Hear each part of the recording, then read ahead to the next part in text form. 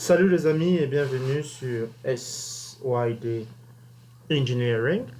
Aujourd'hui, nous serons en train de parler de l'utilisation de noms ou mots que l'on peut compter et de mots que l'on ne peut pas compter. On dit en anglais use of countable and uncountable nouns. Alors, il arrive très souvent que lorsqu'on parle anglais, qu'on soit amené à utiliser de mots ou de noms, disons de mots que l'on peut compter, qu'on dit de mots dénombrables et de mots qui ne sont pas dénombrables, qu'on peut dire pas dénombrables. Alors l'utilisation de ces deux types de mots ne sont pas totalement pareils en anglais. Alors c'est très souvent le cas lorsqu'on parle anglais, on croise des gens qui n'utilisent pas très bien ces différents types de noms. Alors ce qu'il faut comprendre ici, c'est que en anglais, il existe deux types de noms que l'on peut dénombrer et de noms que l'on ne peut pas dénombrer, comme je l'ai dit tout à l'heure. Countable et uncountable. Countable, ce sont de noms dénombrables et uncountable, ce sont de noms pas dénombrables. Quand on prend l'exemple de noms que l'on peut dénombrer, prenons par exemple le livre. On peut compter un seul livre, deux livres, 10 livres, ainsi de suite. Donc on peut dénombrer le livre, on peut dénombrer la souris par exemple. On peut dénombrer les nombres des jardins qu'on a, on peut dénombrer les œufs qu'on a ou la tasse ou voilà qu'on a. Alors, on ne peut pas compter de l'eau, par exemple. Ça, c'est dans la catégorie de noms qui sont uncountable. On ne peut pas compter du lait, on ne peut pas compter le beurre, on ne peut pas compter la nourriture. Et on peut aller encore très loin. En tout cas, ça va peut-être vous scandaliser. En anglais, l'argent est considéré comme étant, voilà, un nom que l'on ne peut pas, argent, voilà, un nom que l'on ne peut pas compter dans la catégorie d'uncountable. Voilà, même si, bon, on peut bien arriver à compter le nombre en termes de billets d'argent qu'on a. Alors, voilà, je le disais tout à l'heure, lorsque nous sommes en train de parler anglais, il nous arrive très souvent de faire de confusion par rapport à l'usage de ces deux types de noms. Déjà, ce qu'il faut remarquer, c'est qu'ils sont trop différents dans la façon de les utiliser lorsqu'on parle anglais. Déjà, il faut savoir que le nom comptable ou dénombrable, je m'excuse, dénombrable, ce sont deux noms qui peuvent se mettre au pluriel lorsqu'on parle français. Je m'excuse, lorsqu'on parle anglais. C'est-à-dire, lorsqu'on parle anglais, on peut mettre au pluriel ces différents types de noms. C'est comme ça qu'on va trouver, par exemple, quelqu'un dire books pour dire le livre, mice pour dire les souris. Ça ne sera pas mouses, mais mice. Eggs, cups, voilà. On peut facilement, lorsqu'on parle anglais, mettre ces différents types de noms au pluriel. Et même, je l'ai dit, lorsqu'on met les différents noms ou le mot en anglais, on aime bien ressortir ce S, en tout cas ça en anglais. On le fait eggs, gardens, books, mice. À la différence, les noms que l'on ne peut pas dénombrer ne peuvent pas se mettre au pluriel. Donc, en anglais, vous ne trouverez nulle part quelqu'un dire milks, bitters, foods, waters, pour dire les eaux, les laits, les beurres, les nourritures. Non, ça ne se dit pas en anglais. Alors ici, nous avons vu l'article indéfini, un ou une en anglais. Cet article ne correspond qu'à deux mots, évidemment, que l'on peut compter. Lorsqu'on dit un cahier, lorsqu'on dit une tasse, lorsqu'on dit une personne, lorsqu'on dit, par exemple, ici, un jardin, voilà, on peut mettre ces articles. Donc, le nom dénombrable, ce sont des noms qui peuvent accepter l'article défini qu'on a vu ici, dans le cadre de cette formation en anglais parlé. Donc, on a vu a cup, an egg, a garden. On peut l'utiliser. Mais attention, on ne peut pas utiliser l'article indéfini ici pour des noms pas dénombrables. C'est-à-dire pour des noms que l'on ne peut pas compter. On ne peut pas dire, par exemple, un lait, une eau, même si en français on le dit. Mais en anglais, ici, on ne met pas l'article indéfini, un ou une, pour dire a water, a milk, a food. On n'utilise pas ça de cette façon. Alors, lorsque nous utilisons des noms dénombrables, ces noms peuvent être utilisés avec de nombres. Ça veut dire, on peut dire par exemple 3 souris, 7 livres. Par exemple, on dit 3 mice, 7 books, 2 books, 4 books, et ainsi de suite. On peut utiliser des nombres avec des noms que l'on peut dénombrer. Mais attention, on ne peut pas utiliser ici de nombre avec de noms pas dénombrables. On ne peut pas, par exemple, dire 3 os ou 4 laits. Voilà, ça ne peut pas se dire en anglais. Et il faut faire très attention parce qu'en anglais, on est très regardant, très rigoureux par rapport à l'utilisation de ce nom comptable, dénombrable et ce nom que l'on ne peut pas dénombrer. Alors ici, on peut facilement dire, utiliser, ça il faut le dire, many et much signifie beaucoup. Alors, lorsque nous sommes en train d'utiliser many et much, il faut déjà le dire tout à l'heure, tout de suite ici, many et much, on les utilise comme beaucoup, mais uniquement dans des phrases qui sont soit interrogatives, soit négatives. Lorsqu'on veut mettre une phrase à la forme négative, lorsqu'on veut mettre une phrase à la forme interrogative, pour dire beaucoup, nous allons utiliser many ou much. Mais attention, on ne les utilise pas de la même façon. Many est utilisé pour de noms que l'on peut dénombrer et much est utilisé pour des noms que l'on ne peut pas dénombrer. C'est qu'on peut pas en anglais dire much books pour dire beaucoup de livres. Lorsqu'on pose par exemple une question, on met la phrase à la forme négative. Ça ne se dit pas. Alors on va par contre dire much water, much food pour de noms que l'on ne peut pas dénombrer. On va dire how much water et quelqu'un peut répondre too much food ou too much water, I'm sorry. Ou ici on peut dire how many cups, too many cups. Or how many books, too many books. Too many books signifie beaucoup de livres. Donc on peut utiliser beaucoup avec many pour de noms qu'on peut dénombrer et beaucoup avec much, utiliser much pour dire beaucoup, mais avec des noms que l'on ne peut pas dénombrer. Encore faut-il, on a ajouté ici que cette phrase soit à la forme affirmative, soit à la forme négative. Alors ici, il faut dire qu'il arrive dans des cas où on utilise le deux, c'est-à-dire des noms dénombrables et des noms pas dénombrables. On les utilise, mais ici on va les utiliser avec l'article défini de, pour dire le ou la ou les. On va dire le jardin, les jardins, le lait. Ça se dit en anglais. Donc, si ça vous complique à utiliser, par exemple, ici, l'article indéfini, voilà, parce qu'on sait déjà qu'il faut déjà savoir que l'article, par exemple, indéfini, ça s'utilise pour des noms que l'on peut dénombrer. Ici, il faut juste dire le the garden, the gardens, the milk. Voilà, et je vous ai clairement expliqué comment utiliser l'article défini et l'article indéfini. Alors ici, nous sommes en train de fixer certains éléments. Alors attention, vous savez que lorsque nous sommes en train de parler anglais, pour de noms non dénombrables, lorsque un nom est, on ne peut pas compter un nom. Par exemple, nous avons le lait. Le lait ne peut pas se compter. Alors là, il faut faire très attention. Lorsque nous voulons utiliser quelques, parce qu'en anglais, très souvent, lorsqu'on veut par exemple parler d'une quantité qui est non dénombrable, parfois on utilise quelques. Quelques en anglais, on peut dire some, qui signifie quelques, ou on peut dire any. Mais les deux ne s'utilisent pas de la même façon. Pour dire quelques, nous utilisons some pour des phrases qui sont la forme affirmative et nous utilisons any pour des phrases qui sont la forme négative ou interrogative pour évidemment dire quelques. Attention, ici c'est pour quel type de nom? Lorsque nous parlons de noms que l'on ne peut pas dénombrer, parce qu'en soi les noms que l'on ne peut pas dénombrer sont indéfinis. Étant indéfinis, nous pouvons utiliser quelques plus facilement. Mais attention, pour des noms que l'on peut dénombrer, là, c'est défini parce qu'on peut savoir par exemple 2 livres, 3 livres. Alors pour utiliser quelques qui est une grandeur qui montre une certaine quantité, du coup il faudrait que le nom dénombrable soit au pluriel. Il faudrait nécessairement que ce nom dénombrable soit au pluriel. Alors pour utiliser some, any, nous pouvons utiliser soit pour des noms que l'on peut dénombrer, à condition que ce nom-là soit au pluriel, ou pour des noms que l'on ne peut pas dénombrer. En tout cas là, c'est ça. Alors pour dire some ou any.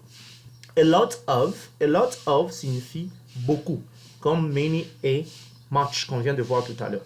Mais vous vous rappelez, ici on a dit que many et much s'utilisent pour des phrases qui sont soit à la forme affirmative, soit à la forme, soit à la forme négative, soit à la forme interrogative. On n'a pas tout à l'heure mentionné dans quel cas on peut dire beaucoup dans une phrase affirmative. Alors pour dire beaucoup dans une phrase affirmative, on utilise a lot of. Voyez-vous? Alors nous pouvons voir quelques exemples, ou lire quelques exemples pour essayer de comprendre tout ça. Have you got any bread? Ok. As-tu du pain? Ou as-tu quelques pains? C'est comme ça en anglais qu'on parle. Parce que quand on parle d'une quantité indéterminée, on aime bien faire suivre cela par quelques en anglais. Mais attention, lorsque nous utilisons une phrase interrogative ou négative, nous utilisons any, nous utilisons some pour une phrase affirmative pour dire évidemment quelque. Have you got any eggs? Give me some apples and some cat's food. There are lots of children here. There's a lot of snow outside. I need some eggs. I need some milk. Has Sandra got any children? Has Sandra got any food in the house? Ces temps qu'on utilise dans cette phrase, c'est ce qu'on appelle le present perfect tense. On aura le temps de l'expliquer en son temps. Alors, we don't want any biscuits. Really, we don't want it. We don't want any biscuit. Leave us alone. We don't want. We don't want any cake. Sorry. Voilà un peu comment nous pouvons utiliser ces éléments. Mais il faut dire que lorsque nous sommes en train d'utiliser des quantités ou des noms qui sont pas comptables, alors pour dire le lait, on peut transformer le lait en nom qui peut être qu'on peut dénombrer. Sorry. Lorsque nous, au lieu de parler du lait, nous parlons de la boîte du lait.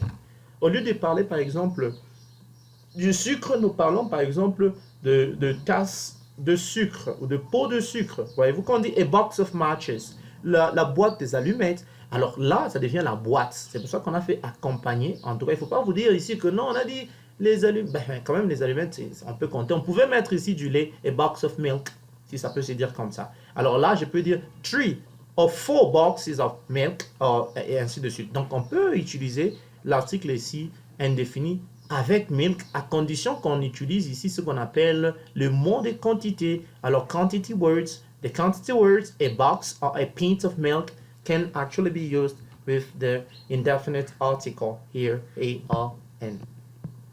Alors, je l'ai dit, je me résume à ce niveau.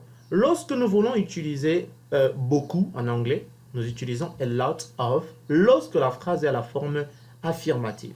Et nous utilisons much et many, nous l'avons clairement expliqué. Many ici pour des noms qu'on peut dénombrer et much pour des noms que l'on ne peut pas dénombrer dans une phrase qui est soit interrogative, soit négative. Alors c'est comme ça qu'on peut trouver des phrases telles que There's a lot of food on the table. There's a lot of food on the table. On ne peut pas dire par contre There's much food on the table. Quite impossible. Because we know that much can be used only in the interrogative or negative sentence to mean a lot of actually.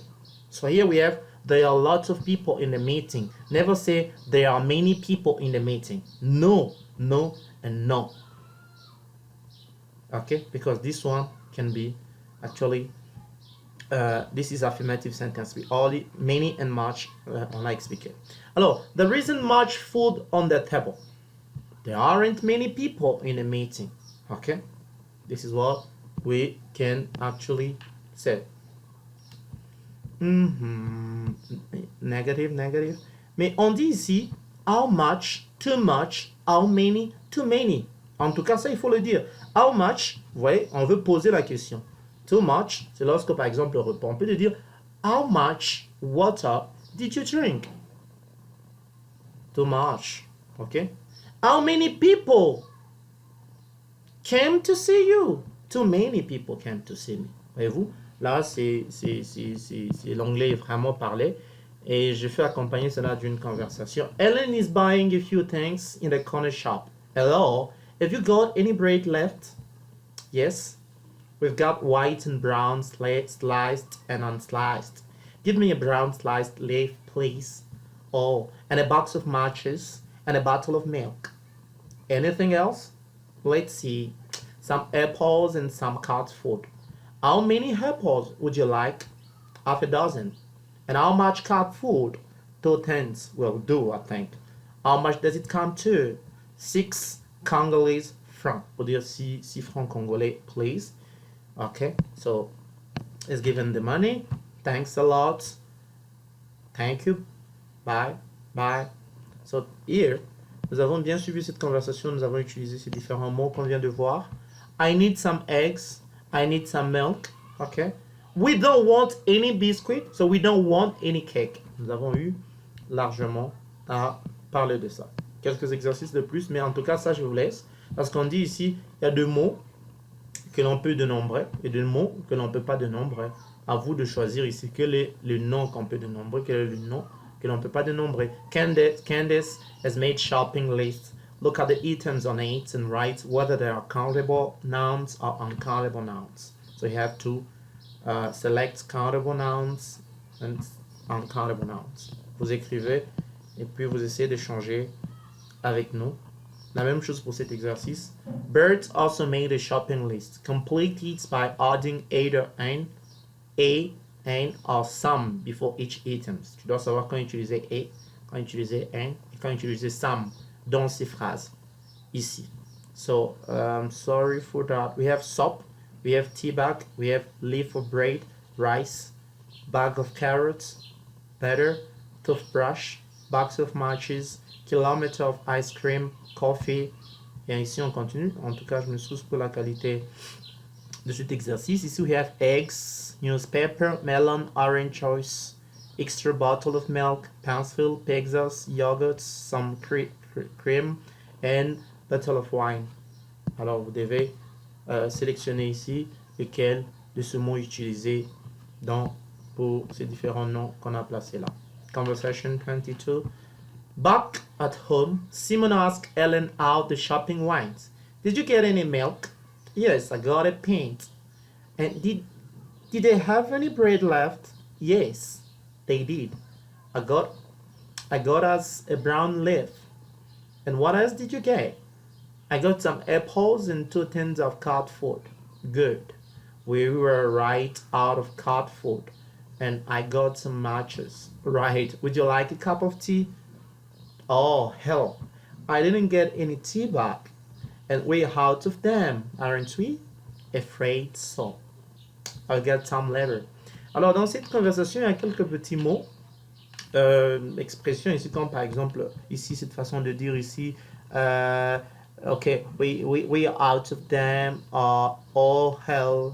Alors, on va essayer d'expliquer un peu ces petits mots ici. En anglais, ce qu'il faut savoir, c'est qu'on dit we are right out of, pour dire par exemple que nous n'en avons plus. Par exemple, pour dire nous n'avons plus de la nourriture pour chat, par exemple, on va dire we are right out of cat food.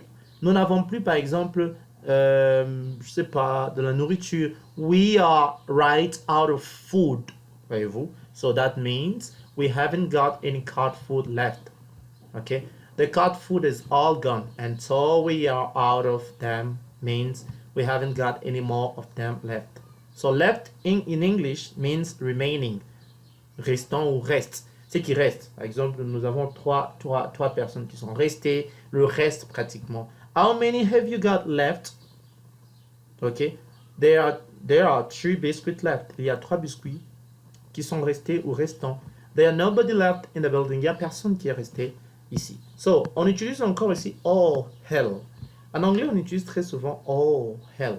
Oh hell, au fait, c'est une façon de s'étonner lorsqu'on est bouleversé, lorsqu'on est frustré ou même énervé pour quelque chose qui vient de se passer. En tout cas, ce n'est pas impoli de dire oh hell, mais il faut faire très attention pour certaines situations. Par exemple, quelqu'un qui vient de mourir, pour une situation de deuil, on ne va pas dire oh hell. Mais oh hell, on le dit, c'est pour des situations telles que je me suis peut-être enfermé dans la chambre par mégarde. Je n'ai plus de oh hell, I have locked myself out.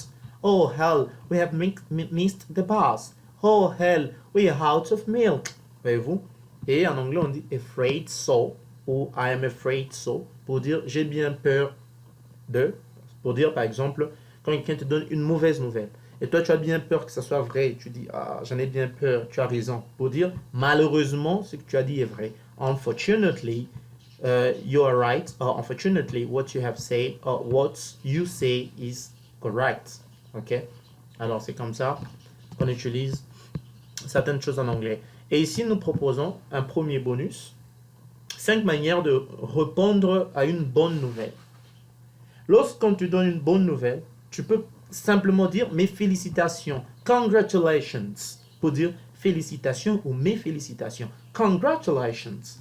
Tout en essayant de mettre aussi des expressions faciales qui correspondent à la situation, évidemment. Parce que tu ne peux pas dire félicitations tout en pleurant ou tout en étant triste.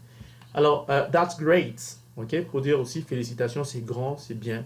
En tout cas, wonderful, extraordinaire. Hein? Voilà, awesome. Ok, extraordinaire, magnifique en tout cas.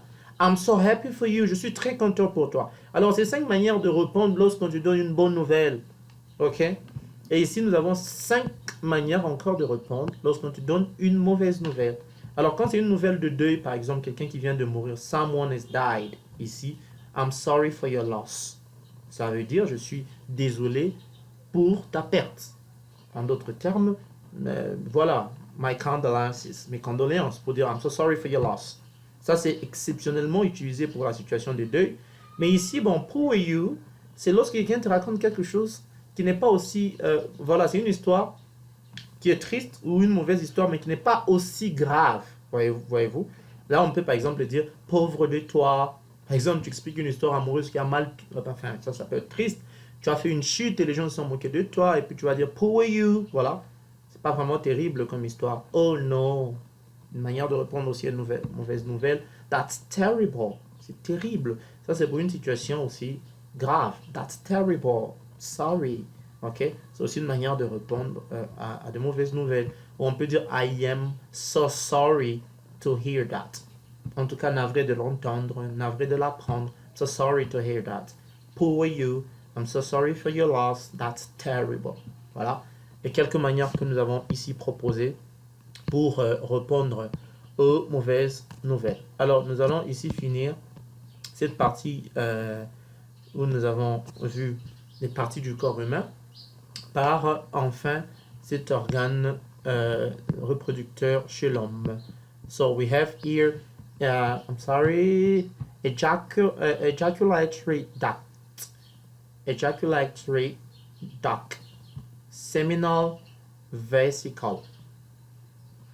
Here we have ejaculatory duct, prostate, rectum, vas deferens, ureter or ureter, penis, foreskin, foreskin, foreskin, foreskin, penis, scrotum, testicle, rectum, prostate, seminal vesicle, ejaculatory duct.